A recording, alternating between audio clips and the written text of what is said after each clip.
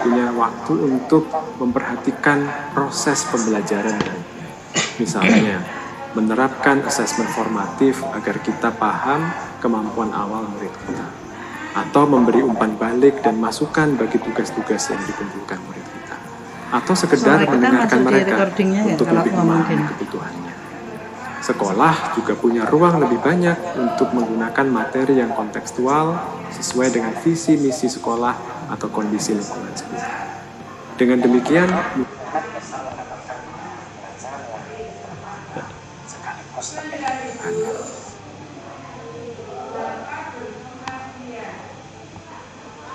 Orang ngomong malah buka dulu.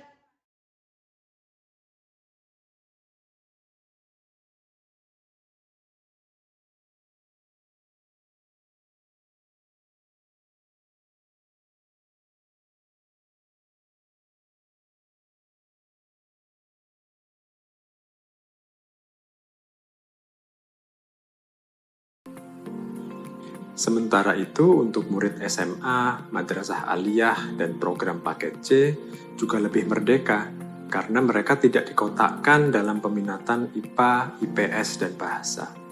Di kelas 11 dan 12, mereka bisa memilih mata pelajaran yang sesuai dengan minat dan aspirasi karirnya. Itu karakteristik yang kedua, struktur kurikulum yang lebih fleksibel.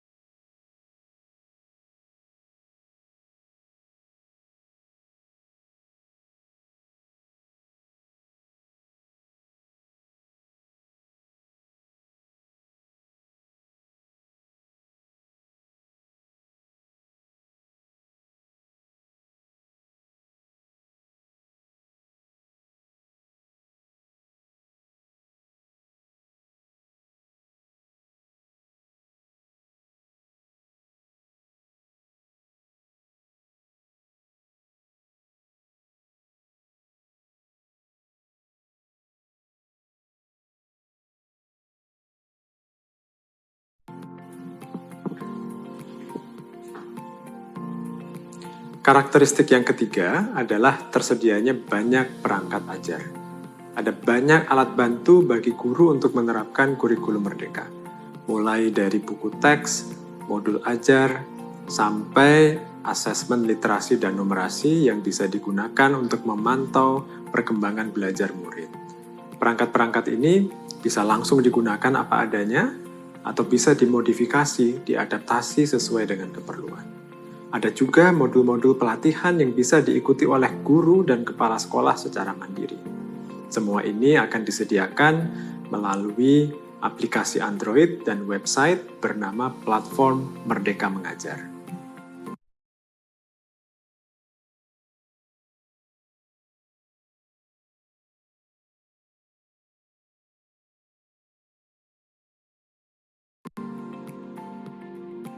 Dengan tiga karakteristik ini, kami percaya bahwa kurikulum merdeka akan membantu guru merancang pembelajaran yang lebih menyenangkan dan bermakna bagi murid.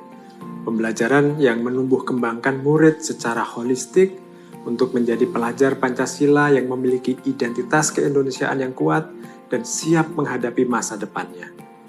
Bagaimana? Tertarik untuk menerapkan kurikulum merdeka tahun ini?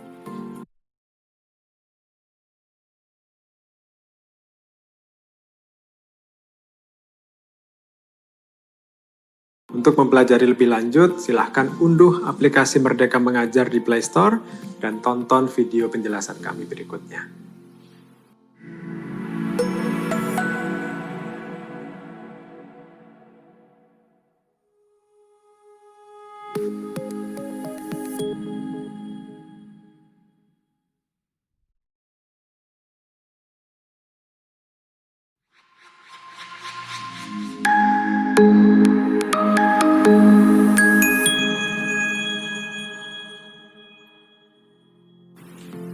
Assalamualaikum warahmatullahi wabarakatuh. Salam sejahtera untuk kita semua.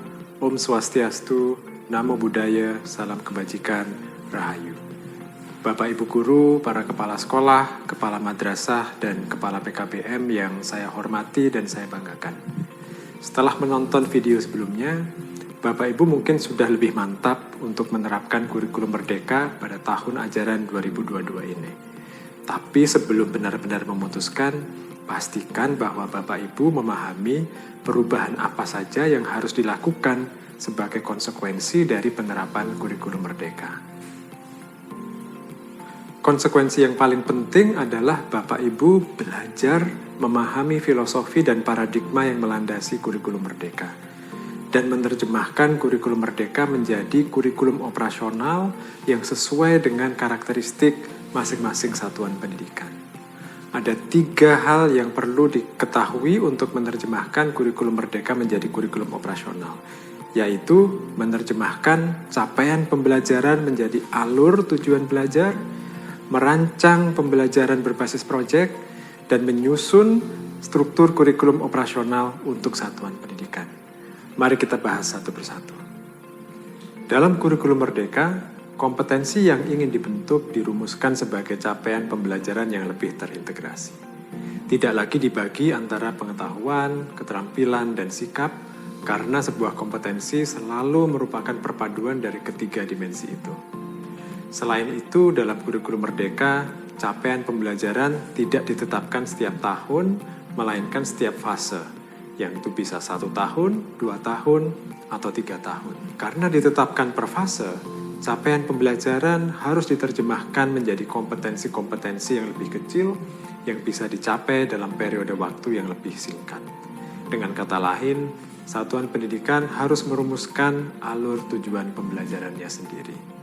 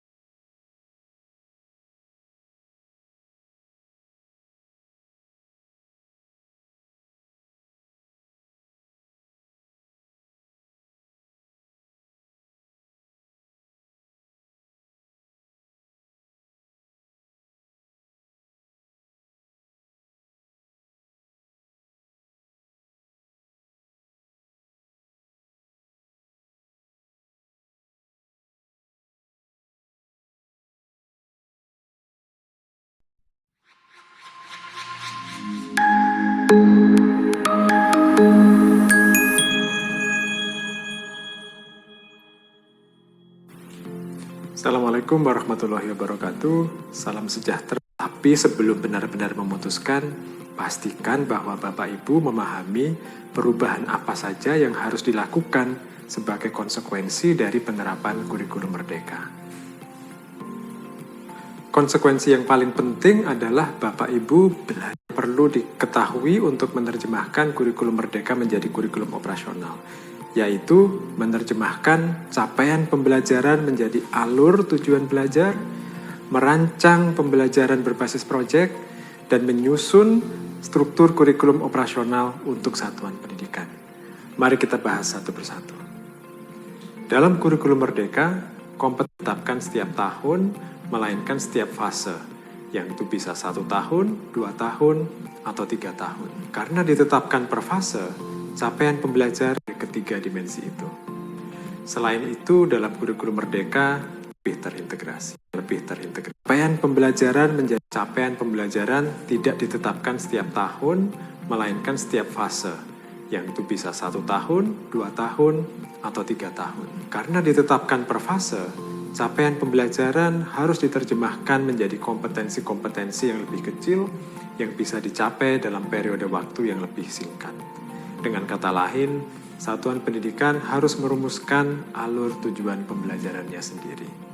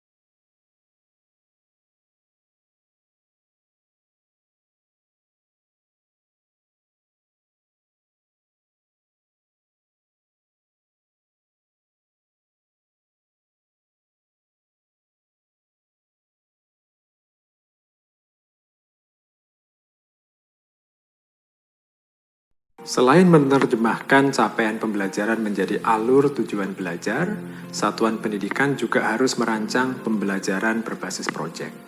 Struktur kurikulum Merdeka dibagi menjadi 2, yaitu intrakurikuler dan co-kurikuler. Bagian co-kurikuler inilah yang berisi pembelajaran berbasis proyek. Pembelajaran berbasis proyek ini sebenarnya tidak mengacu pada satu metode pembelajaran yang spesifik. Ini adalah istilah yang menggambarkan pembelajaran dengan beberapa ciri. Pertama, pembelajaran ini bersifat lintas mata pelajaran, sehingga mendorong murid untuk melihat keterkaitan antara materi dari satu pelajaran dengan pelajaran yang lainnya. Kedua, pembelajaran berbasis proyek bersifat aplikatif, bukan berbasis buku teks saja, tetapi dirancang untuk menyelesaikan problem, menjawab isu tertentu, atau membuat karya seperti karya seni, pertunjukan, atau produk yang bermakna. Dengan demikian, murid melihat bahwa ilmu pengetahuan bisa relevan bagi kehidupan mereka. Yang ketiga, pembelajaran berbasis proyek dilakukan dalam kelompok. Jadi ini bukan tugas individual. Ini memberi kesempatan belajar bagi murid untuk berkomunikasi, berkolaborasi, termasuk menyelesaikan perbedaan pendapat dan konflik. Murid juga menjadi lebih mandiri dalam mengelola proses belajarnya. Dan ini adalah modal yang sangat penting untuk menjadi pelajar sepanjang hayat. Catatan penting lain tentang pembelajaran berbasis proyek adalah proyek ini tidak harus menggunakan teknologi atau fasilitas yang canggih. Proyek yang paling baik justru yang sesuai dengan kondisi dan konteks lokal. Dalam kurikulum Merdeka, pembelajaran berbasis proyek diberi jam pelajaran tersendiri yang cukup banyak. Karena itu, satuan pendidikan harus merencanakannya secara terpadu.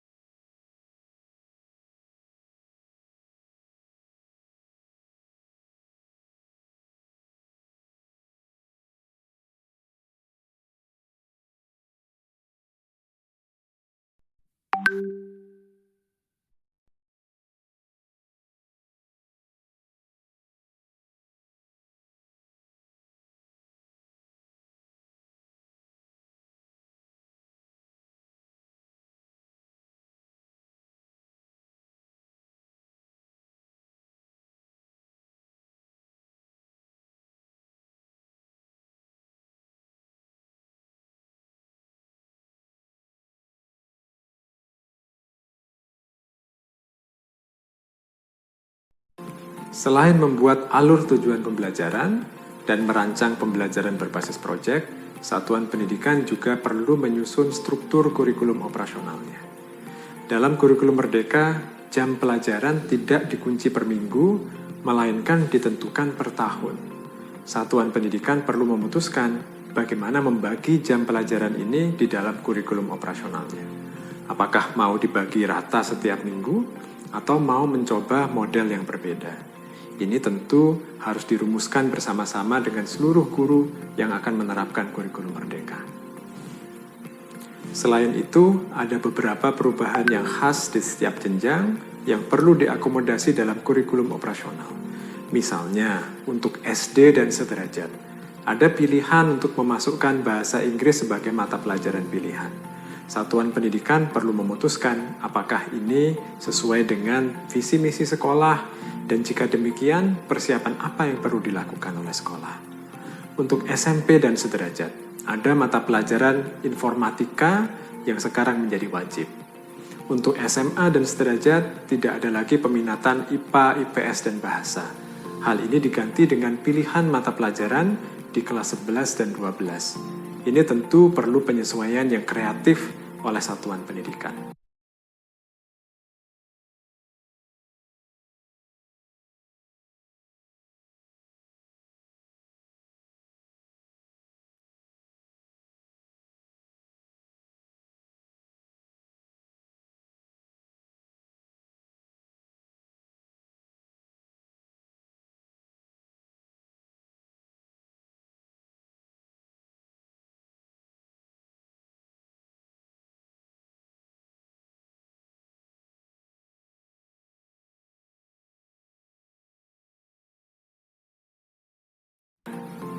Tiga hal ini, yaitu menerjemahkan capaian pembelajaran menjadi alur tujuan belajar, merancang pembelajaran berbasis proyek, dan menyusun struktur kurikulum operasional satuan pendidikan, adalah konsekuensi dari penerapan kurikulum Merdeka.